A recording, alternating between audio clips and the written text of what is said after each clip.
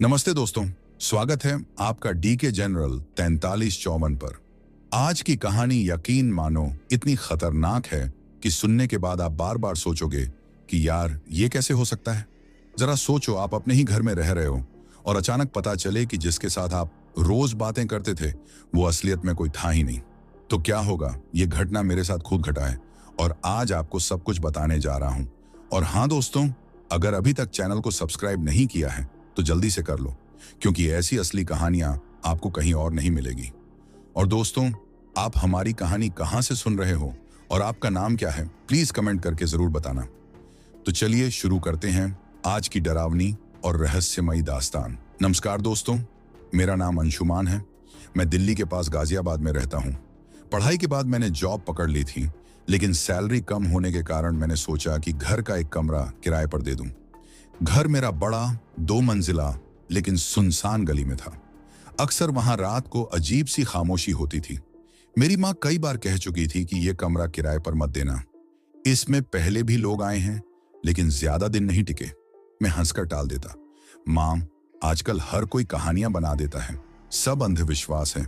एक दिन OLX पर मेरा एड देखकर एक लड़का आया। उम्र मेरी ही तरह 24 से 25 साल के बीच होगी। चेहरे पर अजीब सी थकान और आंखों के नीचे गहरे काले घेरे। उसने धीरे से कहा, मुझे यही कमरा चाहिए और किराया मैं एडवांस दूंगा। उसकी बात सुनकर मुझे तसल्ली मिली। मैंने ज्यादा सवाल नहीं किए और चाबी उसी को पकड़ा दी। उस रात जब वो शिफ्ट हुआ, तभी से अजीब चीजें शुरू हो गईं। लगभग रात के 12 बजे मैंने नीचे वाले कमरे से हल्की हल्की फुसफुसाहट सुनी। लगा शायद फोन पर बात कर रहा होगा, लेकिन आवाज ऐसी थी जैसे कई लोग एक साथ बहुत धीमे सुर में मंत्र पढ़ रहे हों। मैंने खिड़की से झांका, कमरे की बत्ती बुझी हुई थी, लेकिन भीतर किसी लाल रोशनी जैसी झिलमिलाहट थी। मैंने खुद से कहा, शायद मेरा वहम है।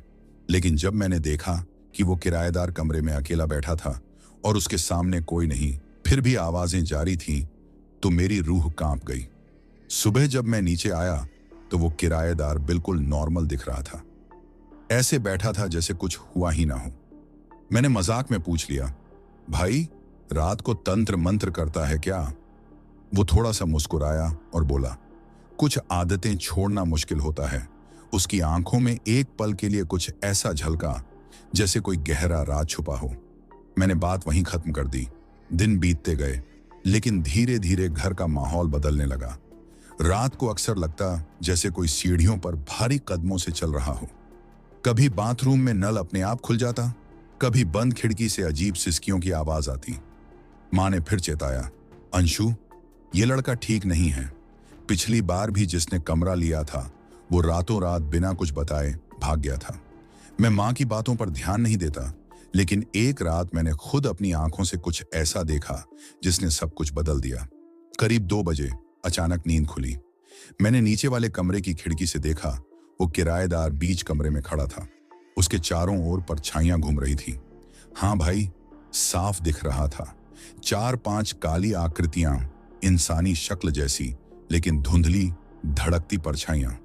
वो सब उसके चारों ओर मंडरा रही थी और वो किसी अजीब भाषा में बड़बड़ा रहा था। मेरे होश उड़ गए। मैं डर के मारे वापस बिस्तर में घुस गया, लेकिन तभी मेरे कमरे का दरवाजा धीरे धीरे छर्र छर्र की आवाज के साथ खुल गया। मैं पसीने से भीग गया। दिल की धड़कन इतनी तेज हो गई थी कि जैसे सीना फट जाएगा। दरवाजे पर वही किराएदार खड़ा था, लेकिन उसकी आंखें पूरी तरह काली थी। उसके होंठ हिल रहे थे और उसकी परछाई जमीन पर नहीं, छत पर पड़ रही थी। उसने धीमे स्वर में कहा, तुमने देख लिया ना, अब तुम भी इस खेल का हिस्सा हो। उसकी काली आंखें मुझे ऐसे घूर रही थी जैसे मेरी आत्मा को पढ़ लेना चाहती हो। मैं हिल भी नहीं पा रहा था, बस बिस्तर पर जमे हुए डर से कांप रहा था। वो कुछ पल चुप रहा, फिर धीरे से बोला, तुम्हें लगता है मैं इंसान हूं? मैं तो बस यहां किराएदार बनकर आया हूं। असली किराएदार तो कभी गया ही नहीं। उसकी यह बात सुनकर मेरे होश उड़ गए। मैंने कांपते हुए पूछा, मतलब क्या? वो मुस्कुराया और उसकी मुस्कान इंसानी नहीं थी। उसने कमरे की दीवार की ओर इशारा किया। मेरी आंखें फटी की फटी रह गईं। दीवार पर हल्की हल्की उभरी हुई उंगलियों के निशान दिखाई दे रहे थे, जैसे किसी ने अंदर से दीवार को खरोंच खरोंच कर बाहर निकलने की कोशिश की हो। वो धीरे से बोला, इस घर में एक लड़का पहले किराए पर रहता था, लेकिन वो जिंदा यहां से नहीं निकला। उसकी चीखें आज भी दीवारों में कैद हैं। मैंने बस उसका किराएदार वाला रूप अपना लिया है। मैंने हिम्मत जुटाकर कहा, यह सब झूठ है।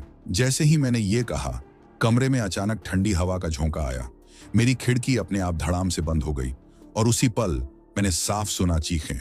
हाँ भाई, सच में दीवार के भीतर से किसी की जोर जोर से चीखने की आवाज आ रही थी। ऐसा लग रहा था जैसे कोई बंद दरवाजे को तोड़ने की कोशिश कर रहा हो। वो किराएदार मेरे करीब आया और मेरे कान के बिल्कुल पास आकर फुसफुसाया, अब तुम समझोगे कि किराएदार कौन है और मालिक कौन। मैंने डर के मारे आंखें कसकर बंद कर ली, लेकिन जब दोबारा खोली तो कमरा बिल्कुल खाली था। ना किराएदार, ना परछाइयां, सिर्फ सन्नाटा। लेकिन भाई, सबसे बड़ा झटका तो तब लगा जब मैंने सुबह मां से पूछा कि मां, नीचे वाला किराएदार कहां गया। मां ने हैरान होकर कहा, कौन किराएदार? बेटा, वो कमरा तो पिछले 5 साल से खाली है। मां की वो बात सुनकर मेरे पैरों तले जमीन खिसक गई। 5 साल से खाली है? मैंने कांपते हुए कहा। लेकिन मां, कल रात मैंने वहां किराएदार से बात की थी, वो तो यहीं रहता है। मां ने मेरी आंखों में देखा और बोली, बेटा, उस कमरे में 5 साल पहले एक लड़का किराए पर आया था, लेकिन कुछ महीनों बाद उसकी लाश कमरे के अंदर मिली थी, दीवार पर खरोंचों के साथ, जैसे उसने बाहर निकलने की कोशिश की हो। मां की भी आंखें भर आईं। उसके बाद से कोई भी उस कमरे में टिक नहीं पाया। सब कहते थे रात को वहां चीखें सुनाई देती हैं। हमने दरवाजे का ताला लगाकर छोड़ दिया। मेरे पूरे शरीर में सिहरन दौड़ गई। मतलब कल रात मैंने जिस शख्स को देखा वो सच में इंसान नहीं था। मैंने मां से कुछ नहीं कहा, बस चुपचाप कमरे की चाबी ली और नीचे चला गया। दरवाजे पर जंग लगा ताला था, लेकिन हैरानी की बात, वो खुला हुआ था। मैंने धड़कते दिल से दरवाजा खोला। जैसे ही अंदर कदम रखा, सीलन और सड़ांत की बदबू ने मुझे घेर लिया। कमरा बिल्कुल खाली था, पर दीवारें अब साफ दिखा रही थी लाखों खरोंचों के निशान। मैंने अपने मोबाइल की फ्लैशलाइट जलाई और कमरे का कोना कोना देखने लगा। अचानक मेरी नजर फर्श पर पड़ी। वहां मिट्टी पर ताजे पैरों के निशान बने हुए थे, और भाई, वो पैर उल्टे थे। मैं पीछे हटने ही वाला था कि कमरे का दरवाजा धड़ाम से बंद हो गया। मैंने जोर जोर से खींचा, लेकिन वो खुल ही नहीं रहा था। और तभी मेरे पीछे किसी की ठंडी सांसों की आवाज आई। मैं धीरे धीरे मुड़ा और देखा वो किराएदार बिल्कुल काले धुएं सा आकार बनकर खड़ा था। उसकी आंखें खून की तरह लाल चमक रही थीं। वो धीरे से बोला, मैंने तुमसे कहा था ना, अब तुम भी मेरे साथ हो। अगले ही पल मुझे लगा किसी ने मेरी गर्दन पकड़ ली हो। मैं सांस नहीं ले पा रहा था। पूरा कमरा अंधेरे और सन्नाटे से भर गया। और भाई, यहीं से वो खेल शुरू हुआ जो आज तक खत्म नहीं हुआ। उसकी पकड़ इतनी कस गई थी कि मेरी आंखों के सामने अंधेरा छाने लगा। मैंने पूरी ताकत से हाथ पैर मारे, लेकिन वो धुएं सा किराएदार मुझे जकड़े हुए था। अचानक कमरे की दीवार से फिर वही चीखें आने लगी, लेकिन इस बार वो सिर्फ चीखें नहीं थी, उनमें मदद की पुकार थी। बचाओ बचाओ। मेरे कान सुन्न हो गए। लग रहा था जैसे पूरा घर चीख रहा हो। मैंने हिम्मत जुटाकर अपनी जेब से वो छोटी सी तुलसी की माला निकाली जो दादी हमेशा मुझे देती थी। जैसे ही वो माला मैंने उसकी छाया जैसी कलाई पर फेंकी, वो जोर से चीखा। एक ऐसी आवाज जो इंसानी नहीं थी। वो धुआं कांपने लगा और अचानक पूरी तरह से दीवारों में समा गया। कमरे का दरवाजा अपने आप खुल गया और मैं बाहर गिर पड़ा। मेरे होश उड़ चुके थे। मां नीचे आई और मुझे संभाल कर ऊपर ले गई। मैंने उनसे सब बताया, किराएदार, दीवारें, उल्टे पैर और चीखें। मां कुछ देर चुप रही, फिर बोली, बेटा, सच तो ये है कि वो लड़का जिसने यहाँ किराया लिया था, उसने खुदकुशी नहीं की थी। किसी ने उसे कमरे में बंद करके मार डाला था। उसकी आत्मा अब भी इंसाफ ढूंढ रही है, और शायद वो तुझसे कहना चाहती है कि उसका सच सामने लाओ। मैं सन्न रह गया। मतलब वो भूत मुझे डराने नहीं आया था। वो चाहता था कि मैं उसकी सच्चाई सबको बताऊं। उस रात के बाद से मेरी जिंदगी पहले जैसी नहीं रही। मैं कोशिश करता कि सब भूल जाऊं, लेकिन वो आवाजें, वो चीखें और दीवारों की खरोंचें मुझे चैन से जीने ही नहीं देती थी।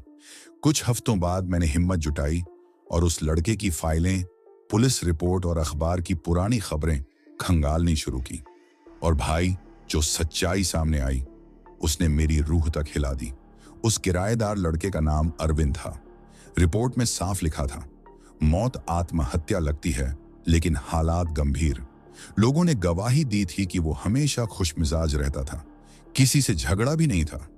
लेकिन अचानक कैसे वो दीवारें खरोंच खरोंच कर मर गया पता नहीं। मैंने आगे जांच पड़ताल की और एक बूढ़े चौकीदार से मिला जो उस मोहल्ले में उस टाइम ड्यूटी करता था। उसने धीरे से कहा, बाबूजी, वो खुद नहीं मरा था, मकान मालिक ने ही उसे कमरे में बंद कर दिया था।